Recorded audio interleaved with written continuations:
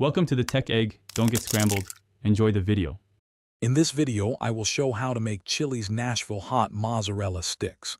Get ready to create a delicious appetizer that brings together the classic comfort of mozzarella sticks with the exciting heat of Nashville hot sauce.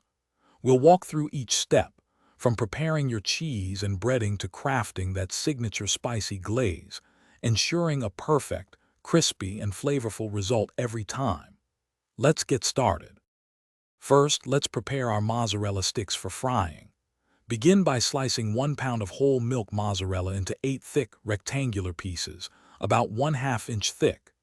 Next, set up a 3-bowl breading station, one with all-purpose flour, one with whisked eggs, and one with panko and plain breadcrumbs seasoned with cayenne, paprika, and garlic powder.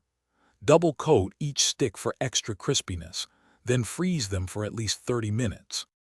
Now for the star of the show, the Nashville Hot Glaze. In a small saucepan, melt 1/2 cup of unsalted butter over medium heat. Stir in 2 tablespoons of cayenne pepper, 2 tablespoons of brown sugar, 1 teaspoon of smoked paprika, and 1/2 teaspoon of garlic powder. Whisk these ingredients until they are smooth and well combined. Finally, add 2 to 3 tablespoons of your favorite hot sauce and a pinch of salt to taste, keeping it warm. With your sticks prepared and sauce ready, it's time to fry. Heat about 2 inches of vegetable oil in a heavy-bottomed pot to 375 degrees Fahrenheit.